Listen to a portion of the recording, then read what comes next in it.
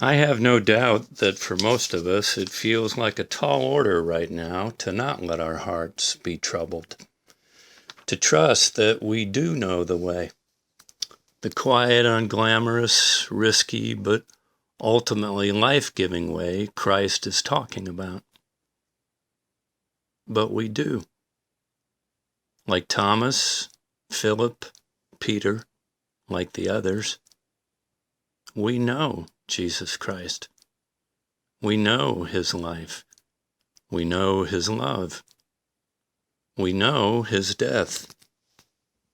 We know his resurrection. We know what it is to hunger for him, to seek him, listen for him, to hope in him. We know the way. No, the way isn't what we thought it was going to be. The way is demanding. The way is precarious. The way takes time. But the invitation of this gospel is still an invitation to trust, believe, and follow. Not because we're experts at finding God, but because God has always and already found us. God embraces us in every way possible. Even when we try to distort God or control God or shun God, God just reaches out to find us again, one more time. Alison Woodward's poem, God Our Mother, has opened my eyes and my heart to some of these things. She writes, "To be a mother is to suffer, to travail in the dark, stretched and torn, exposed in half-naked humiliation, subjected to indignities for the sake of new life. To be a mother is to say, this is my body, broken for you. And in the next instant, in response to the created's primal hunger, this is my body, take and eat." To be a mother is to self-empty, to neither slumber nor sleep. So attuned you are to cries in the night, offering the comfort of yourself and offering assurances of, I'm here. To be a mother is to weep over the fighting and exclusions and wounds your children inflict on one another, to long for reconciliation and love, and when all is said and done, to gather all parties, the offender and the offended, into the folds of your embrace, and to whisper in their ears that they are beloved.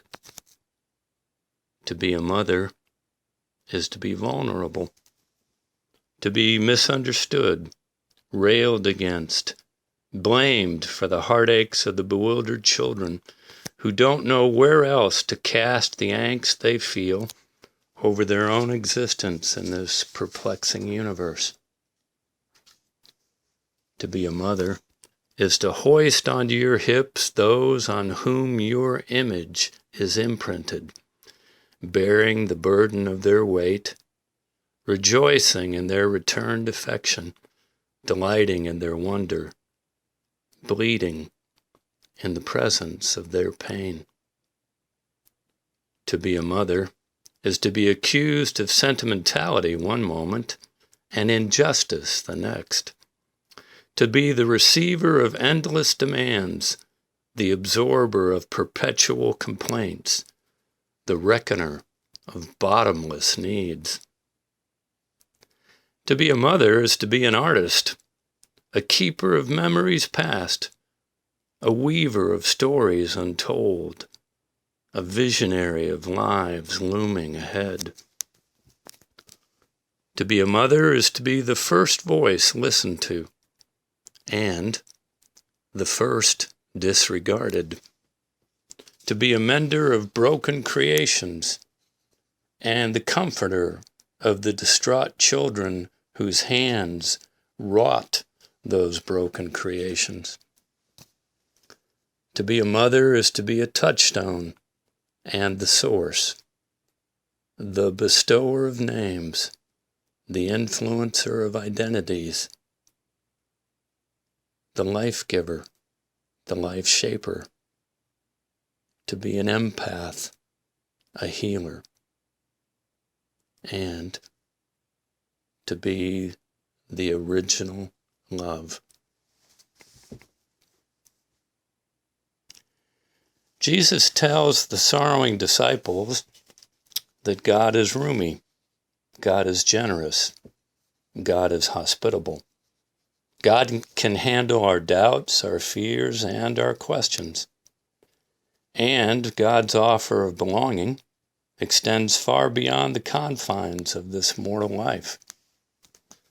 I go and prepare a place for you, Jesus says, as he stands in the shadow of his own cross. We have a place with Christ. We have a place with God. We have a place. We always have. We always will. Surrounded by a grim setting and filled with real questions, this story tells us we're being given an offer of comfort. We're being given the promise of home. We're being given the way. This is a gospel for our time. The story, your story, my story, our collective story of this precarious, overwhelming moment right now in 2020 will not end in death. Though we might feel alone and frightened right now, the way is open before us. We know it. We know Jesus Christ. And because we know Jesus Christ, we know God. It may not be easy to understand or to even recognize, but we do. We know the way. And the way will safely bear us home. So let not our hearts be troubled, my sisters and brothers.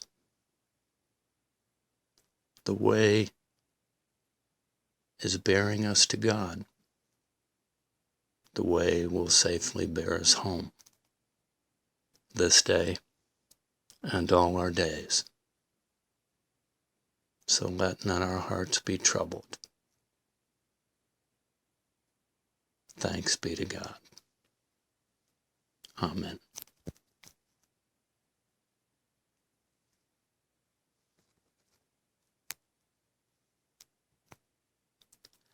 And now, if you will, stop this part and go to the third part, which includes our prayers for the day.